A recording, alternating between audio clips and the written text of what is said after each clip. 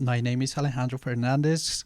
It is my pleasure to do this talk on some Cubano and Afro-Cuban rhythms for CJC Jazz Festival and, of course, for you. I'm going to be talking a little bit about the history of Cuban music, its instruments, and how to apply them in the jazz ensemble setting. So first of all, I would like to tell you a little bit about the importance of Afro-Cuban music in the Latin American culture. I'm not from Cuba, I'm from Colombia myself, but I remember when I was a kid, I will go to a party, any party, say like my friend's birthday party, and at some point they will start playing salsa music. Salsa is very popular. You know, salsa is like the older brother of son cubano. And you were supposed to know how to dance it. You were supposed to know the lyrics of the most famous tunes. So it was kind of embarrassing if you didn't know how to dance or if you didn't know the tunes. It was like part of the culture, even when I was younger. And nowadays, well, not right now in the pandemic, but say like a couple years ago, I would call my friends on a Friday night or Saturday night. Okay, let's go party, and we'll go to a salsa place. You know, there is a whole bunch of salsa places here in town. I live in Bogota. As a jazz musician, I play the bass and the double bass. It has become a part of my work as well. You know, I play, I don't know how many gigs a year, and then a good percentage of them, I will need to play, you know, some of this music. So I need to know these rhythms. And most important, throughout the history of jazz, many composers, arrangers have been influenced by or inspired by Cuban music. A very famous case is Dizzy Gillespie. He, back in the 40s, he became friends with the famous drummer, Chano Pozo. So they started talking and exchanging ideas, and Dizzy fell in love with Cuban music. So he started putting some rhythms into his compositions, some Cuban rhythms. Say like Manteca or Wachiwara, or composers will be say like Duke Ellington with his Latin American suite. I don't know if you know this suite. Who else? Jelly Roll Morton. He will very often include parts of Caribbean rhythms, not only Cuban but Caribbean rhythms in his compositions. So yeah, there has always been a dialogue between Cuban and Caribbean rhythms and jazz. Also, it is very important not to mix up Afro-Brazilian and Afro-Cuban music.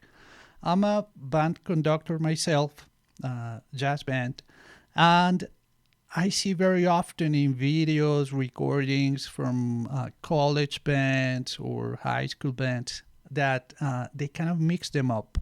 So although they come from the same root, they have very specific patterns and rhythms. So it is very important not to mix them. Especially for rhythm section players, but in general, the whole band should know the background of this music, the main patterns, and especially the culture, in order to perform it or play it in a more authentic fashion. Nowadays, we have a whole bunch of resources available, right? We have all these platforms, we have Spotify, YouTube, whatever, recordings, documentaries, books available for us to learn from this music. I'm going to continue talking a little bit about the history of Cuban music. which is closely related to the history of the country itself. Cuba was a colony, just like every other country in the Caribbean. It was the point of entrance for a lot of these people coming from Europe. Unfortunately, the people coming from Europe brought in slaves as well to work in the farm fields, in the plantations in general, and the culture and the music started getting mixed spontaneously. Just like happened in New Orleans, right? It is very interesting. Again, how jazz history is so much like Cuban music history. So we have the instruments that were brought from Europe, where people will start building their own versions of these instruments. The guitar, for instance, was changed for the tres. Tres is it's just a very local version of guitar. Then they had the bongos from Africa, the drums, the guiro and the maracas from native people, and the marimbula. Marimbula it is part of the family of the kalimba. Also, it is important to mention that there were like two main streams of music.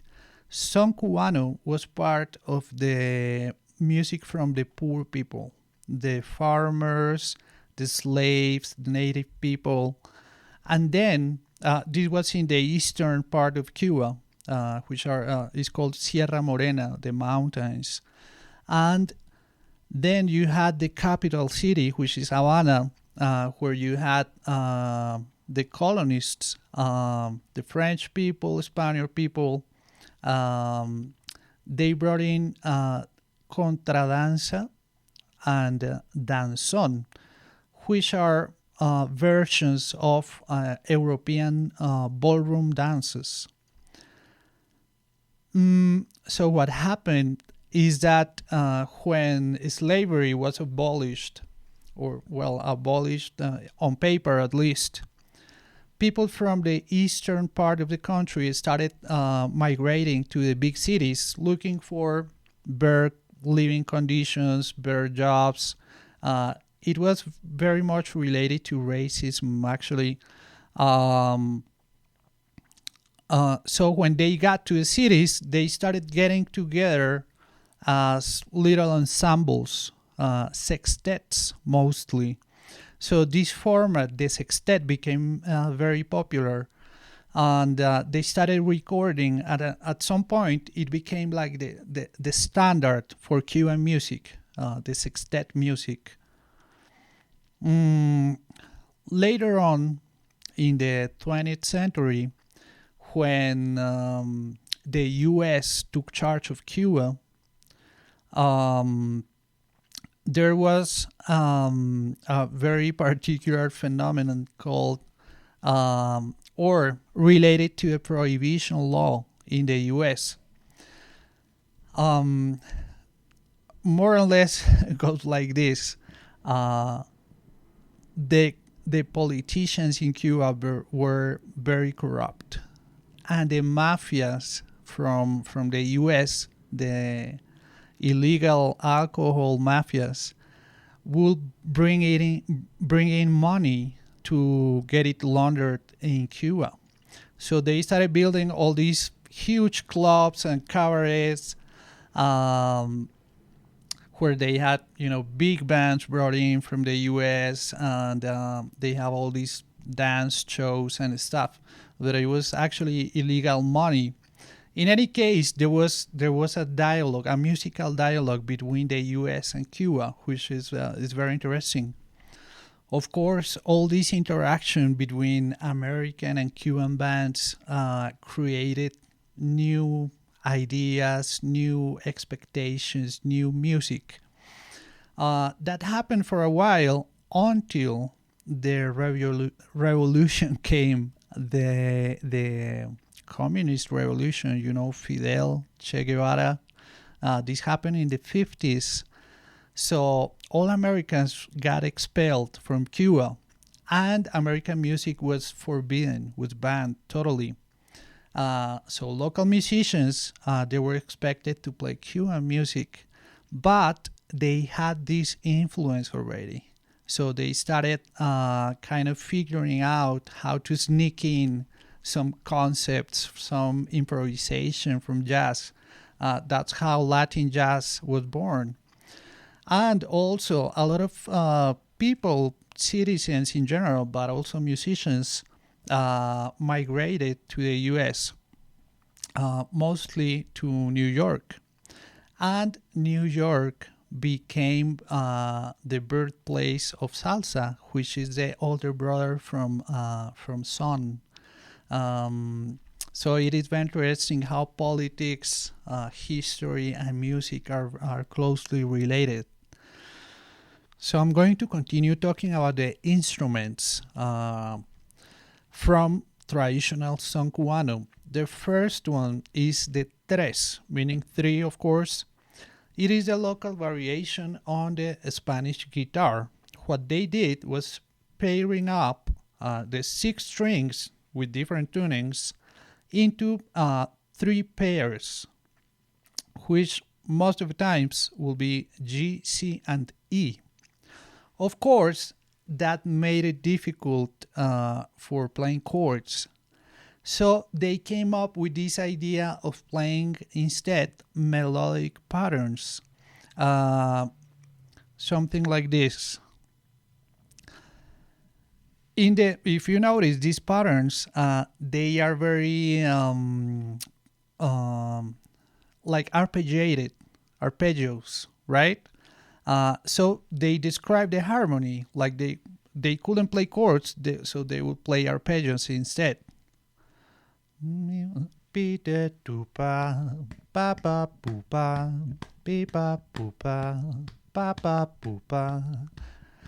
Tonic dominant, all the time. That was traditional song.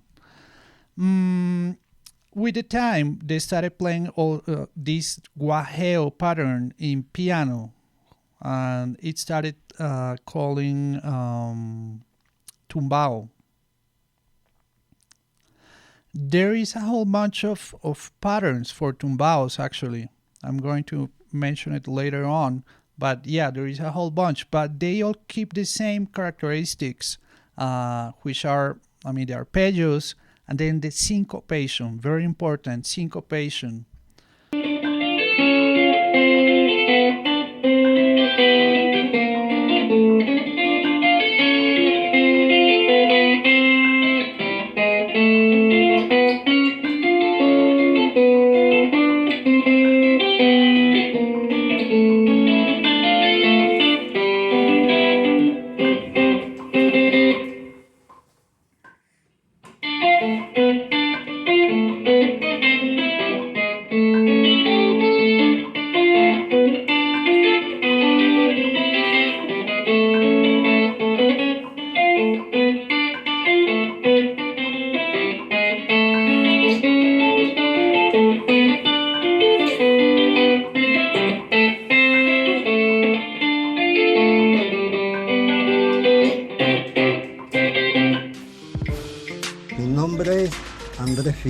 Cobas, conocido como Tavera.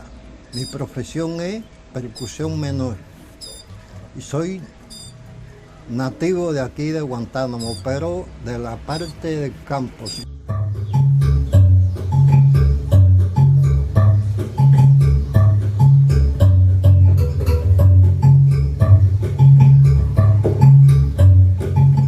Esto que estoy haciendo ahora es lo que hace los sextetos. Buscando el desarrollo, pues estudié la marímbula aquí en mi casa y me puse a inventar distintas formas de tocar la marimba. Los músicos le tienen un respeto al changüí, pero es por la forma de tocar el changüí. El 3 en el son hace alguna cosa, pero lo demás lo hace acorde.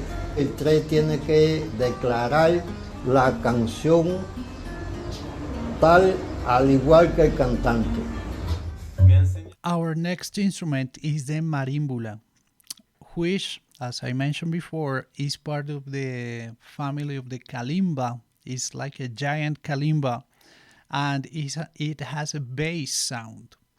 Uh, it is very interesting because it doesn't have a definite tuning. You know, it plays more of a rhythmic kind of groove, you know, and eventually it was replaced by the bass and the electric bass, of course. Um, and the pattern that it played came from this rhythmic scale right here: dotted quarter note, and quarter note. In Colombia, they call it, and I'm not sure, I think in many countries they call it the clave Caribe, Caribbean clave. And what happened was, actually, I just recalled this kind of sample.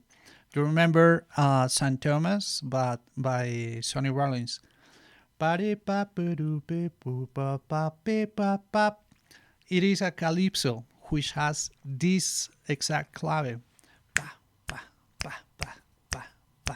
I'm sorry, it's a little hard to sing and play the clave. But what happened is they started tying the last quarter note to the next bar, just like this. So I happen to have my bass here just by coincidence, and I'm going to play this.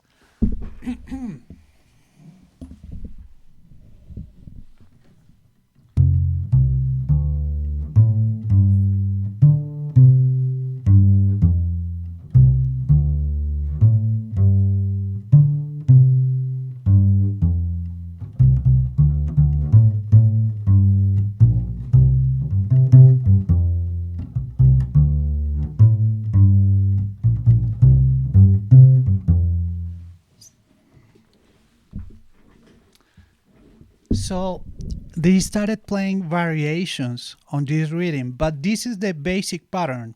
And actually, this is one of the most common mistakes I see in bass players.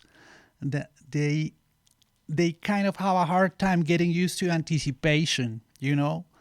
Rhythm section players in general kind of have a little bit of a hard time feeling this anticipation all the time.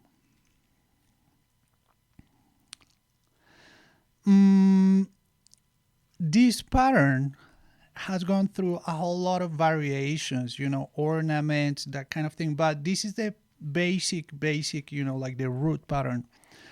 If you want to check out bass players for this kind of sound, there is this guy, Israel Lopez, Cachao, that's his nickname, Cachao. He was one of the most famous bass players. He passed away a couple of years ago, but he's featured in so many good recordings. He played solos with the bow. He's a very good player to check out. Instrumentos toma 5.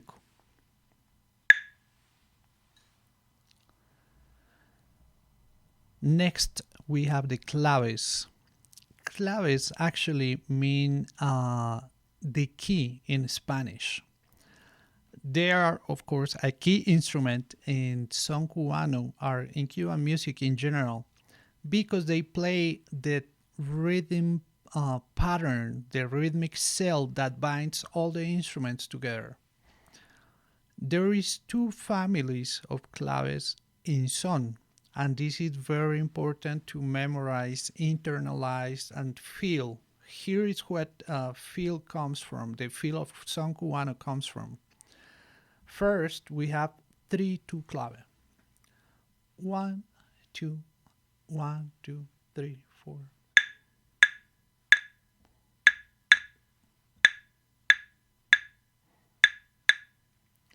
And then we have 2, 3 clave. 1, 2, 1, 2, 3, 4.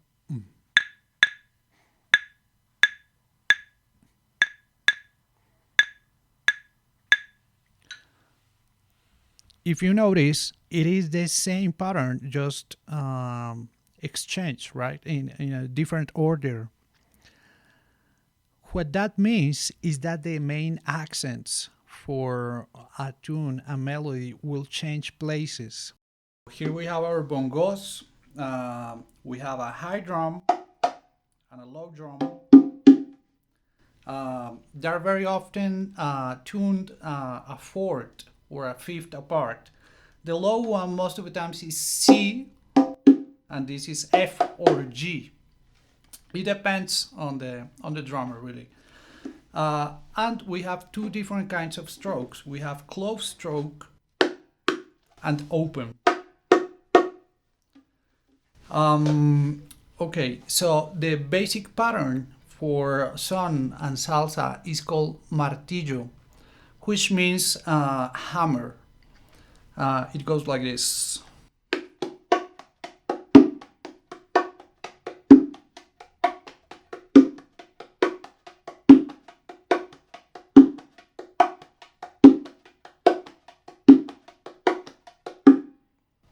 If you notice, I'm playing quarter notes here. 1, 2, 3, 4. 1, 2, 3, 4. 1, 2, 3, 4. And here, I'm playing the upbeats. Closed, open, closed, open, closed, open, closed. When you combine them,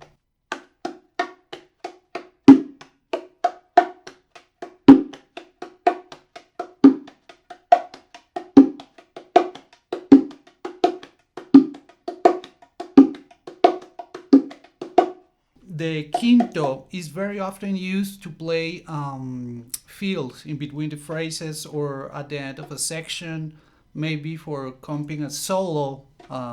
You can use some fills. I won't play any fills because, I'm not a drummer. But it is very common. And the pattern on the congas is very much alike. But for classic son, they use most of the times bongos. And that's pretty much it.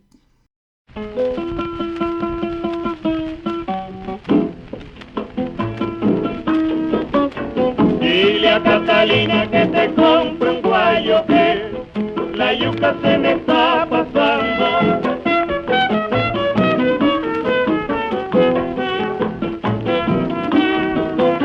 Dile a Catalina que te compre un guayo que la yuca se me está pasando.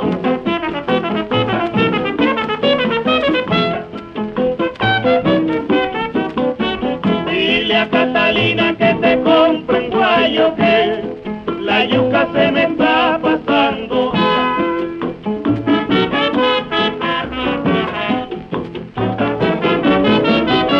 Dile a Catalina que te compre un guayo que la yuca se me está pasando. Llama a Catalina que venga acá.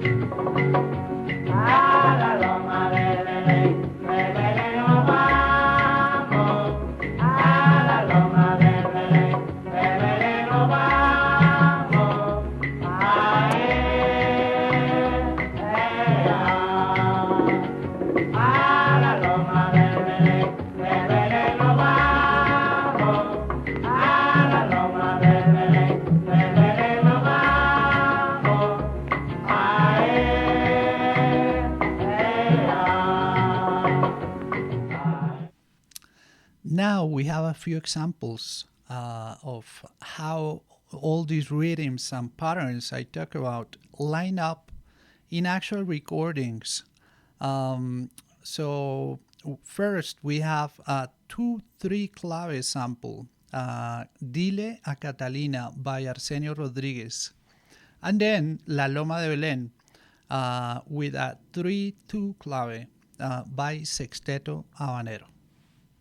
Let's listen and then I'm going to explain. So, Dile a Catalina goes something like this.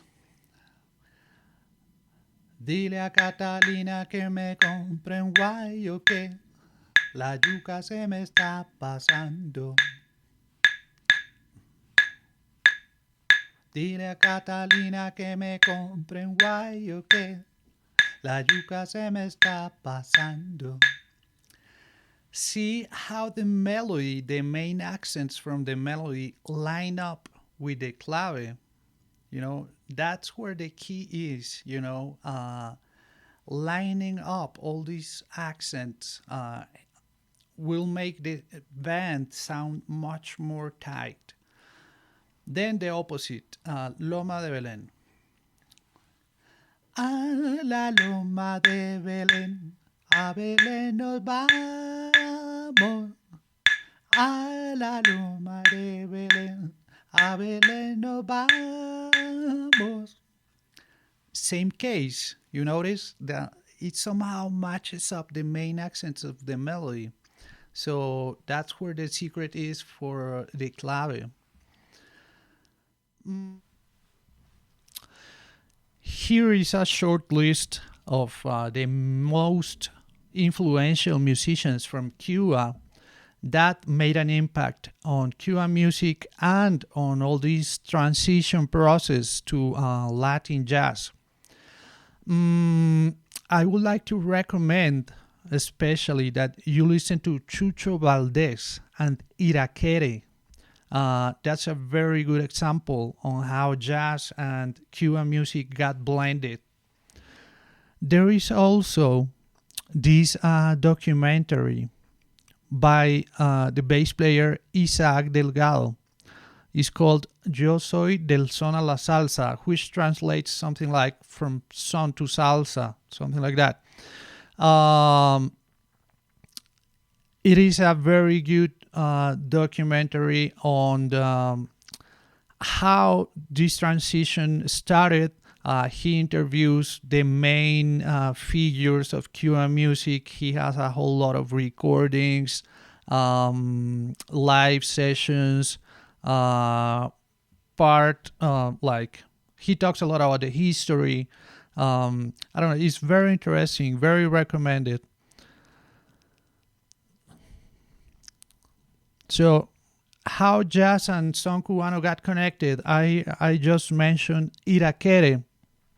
What happened was, back in the 50s, when the revolution started, American music got banned in Cuba. But Chucho, he took the concepts he learned from American musicians back in the 20s, watching and listening to these big bands and these jazz musicians. He took the concepts of improvisation, language, arrangements, and he started applying them to Cuban music. So his arrangements, his music are incredible. Like he's got the essence of these rhythms blended with a more modern sound. It is very nice. You have to check them out. Iraquere. Also, at the same time in the US, a lot of these musicians that were kind of flying out from Cuba, running away from the dictatorship, started creating their own projects, especially this guy Machito. He was friends with Mario Bauza, the sax player. Machito was a drummer and singer. He became friends with Mario Bauza. They put together a band called the Afro-Cubans, and they became very famous, especially among jazz players. And very big figures of the jazz scene got interested on his music. Charlie Parker, Dizzy Gillespie, and even Ellington himself. At some point, he recorded with Parker, actually. And then he was invited to play this date at Carnegie Hall, along with Duke Ellington, Lester Young, Bud Powell, and Coleman Hawkins. This was in 1949. So this orchestra, Machito and his Afro-Cubans, is very important.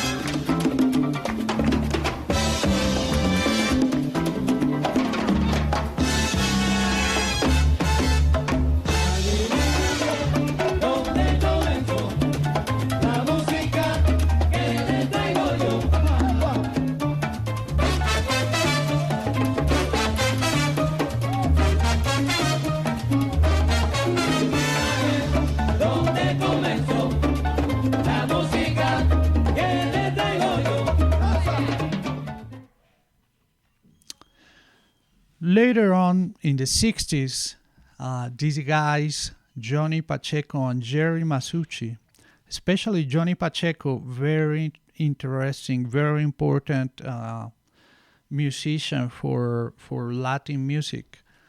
They put together this record label called Fania Records, and this was pretty much the birth of salsa. I'm sure they have been playing salsa for a little bit before that, but this was the date where it all came together. They tried to pretty much in the same fashion than Irakere, to put together the big band format and the concepts and arrangements to Son Cubano. Eventually, they put together a band with, an orchestra with all the most talented musicians from the record label, and started touring the whole world.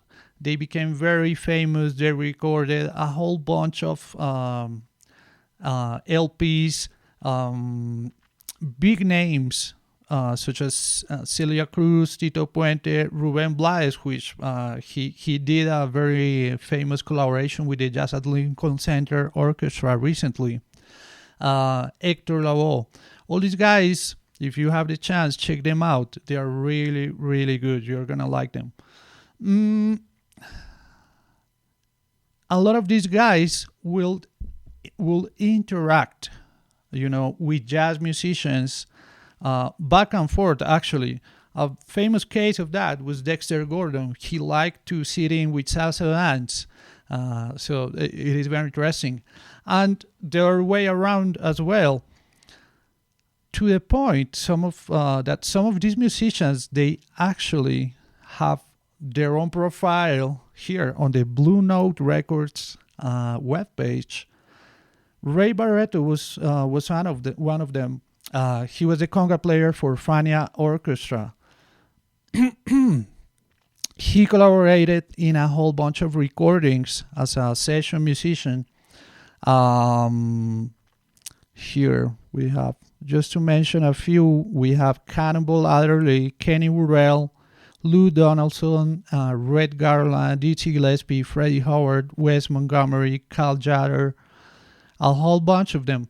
So he was, a very active musician in both worlds, the salsa world and then the jazz world. He actually led his own orchestra. He has a whole bunch of recordings as a band leader. He eventually became the conductor for the Fania All Stars. Now I would like to talk a little bit about how to apply all these concepts to our actual performance. So I took this chart by Gordon Goodwin and his big fat band, great arranger Gordon Goodwin. This chart is called Mueva los Huesos, Check Your Bones. So I'm going to have you listen just a little bit of the arrangement, and I'm going to explain what happens, especially on the rhythm section parts.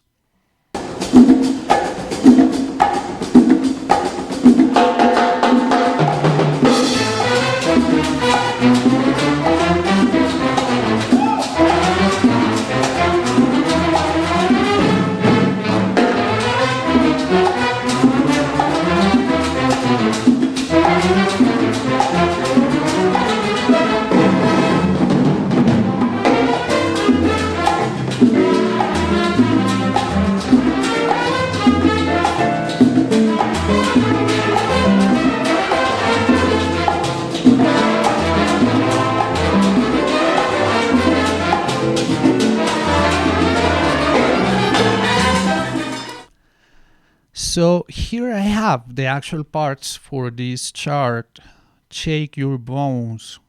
And the first thing that catches my attention is that there is no indication of the clave or a groove or rhythm. It only says Latin, which is not an actual rhythm, you know. So we need to decide what clave are we going to use for our chart. So here is a little guideline for that. Remember that earlier on I showed you two examples of tumbaos or guajeos in the guitar by my friend Jose de la Osa. He played the guitar. And here, so we had one example that started in the end of one, and then another one that actually started on one. See, this is a little pickup. It actually starts on one. So we have this one that is more syncopated, and this one is kind of down to earth, right? And so here we go. I'm going to sing a little bit because I want you to listen to the interaction of the tumbao with the clave.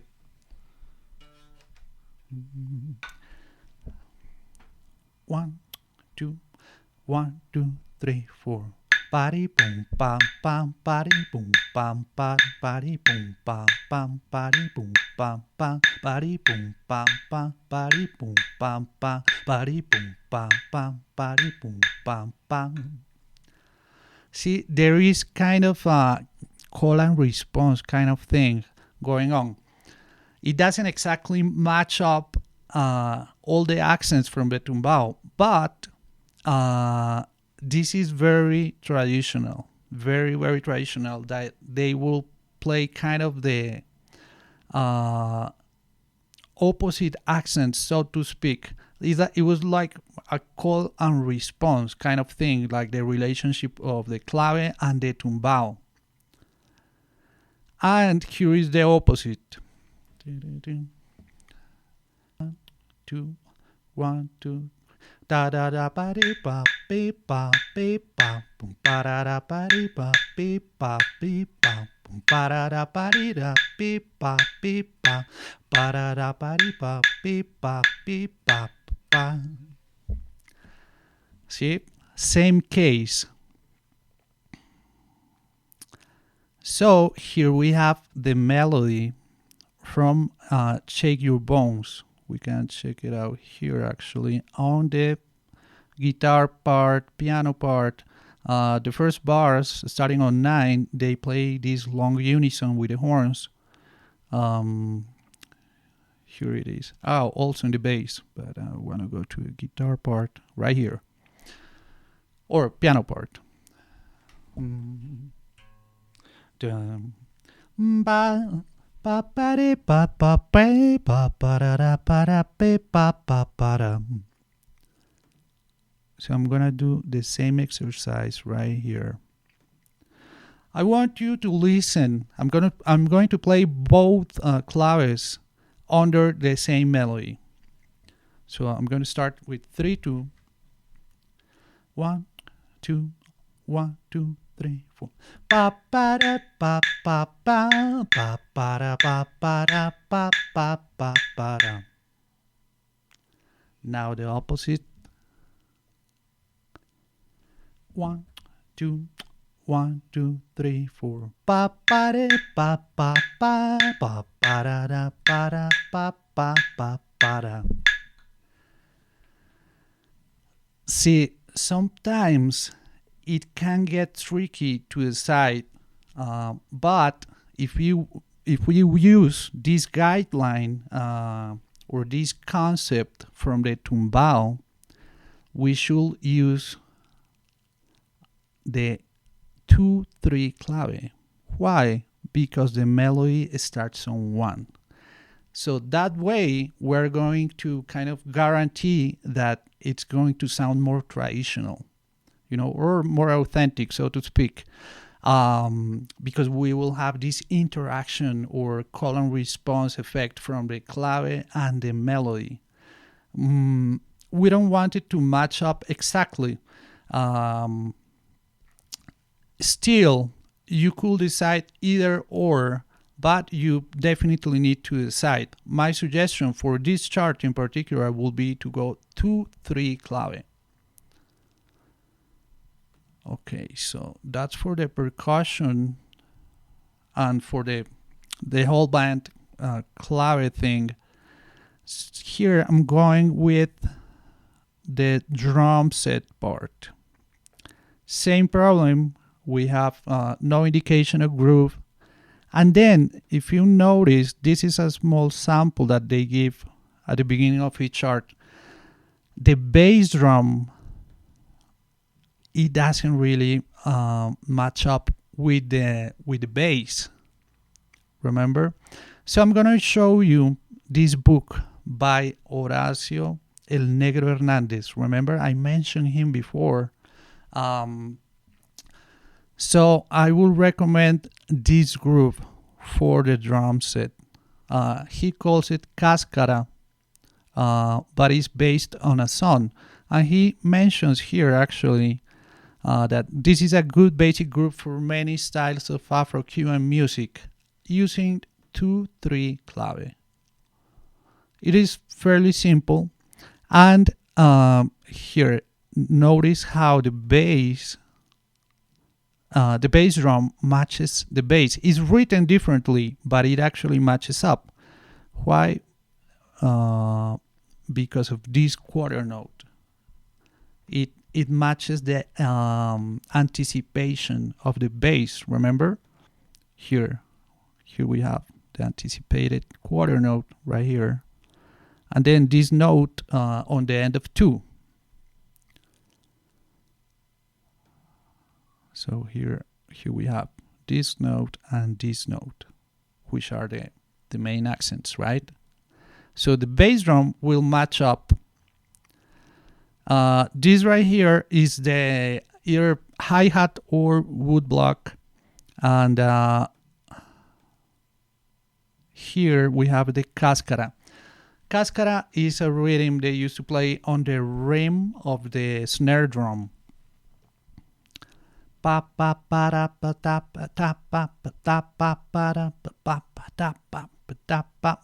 was mostly used in salsa, but then again, when you're playing these song-related rhythms in a big ensemble setting, you want to use salsa concepts. This is the clave. It will be kind of hard for the drum player to play 4 different things at the same time, right? So you probably need another guy to just play clave. And something very interesting, if you kind of line up all the quarter notes or the eighth note, sorry, you will notice that we have continuous eighth notes here. First eighth note, second eighth note on the wood block, another eighth note on the rim, the other eighth note on the bass drum, eighth note, eighth note. See, every eighth note there is a drum instrument playing something.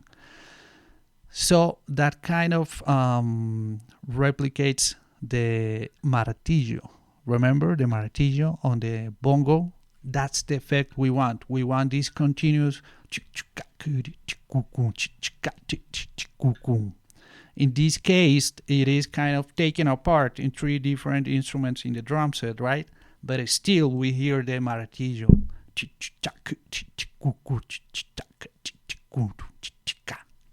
8 notes.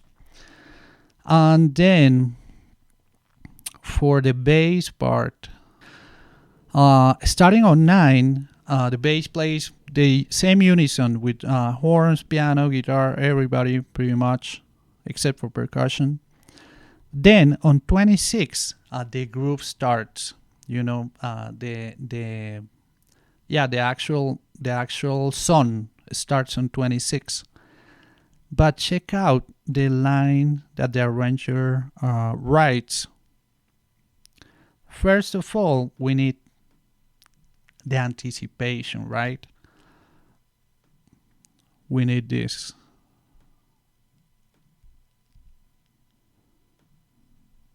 And here our bass part is lacking anticipation. If you noticed, every bar he's starting on 1. And that just is not going to match up with the sound rhythm. Is not going to match up with the bass drum. So you will have a bass player and a drummer playing 2 different rhythms. It's just not gonna line up, So this is pretty much the basic stuff. Oh well, the guitar. Same thing. We have unison all the way from bar 9 to bar 26, and then we have just slashes. It's like, okay, you just figure it out. So my recommendation is to write down aguajeo or tumbao for both instruments, actually, for the piano, which also has slashes, and the guitar. What kind of guajeo or tumbao, right? This one. Of course, matching up the harmonies. But this is the kind of guajeo, rhythm that you want your guitar and piano player to play, especially for comping. So the last thing, can I have a piano player and a guitar player at the same time playing tumbaos? Yes, you can. Of course, you can. You will need to make sure that they have these concepts very clear, so they don't crash. But again, just like in swing, you can have your guitar player play the guajeo, and then the piano player just play the main accent, the main chords, the main kicks. So you can kind of exchange them every now and then. It depends on the director, conductor, or the players, to agree who comes in this section, so they don't crash. That's the important part.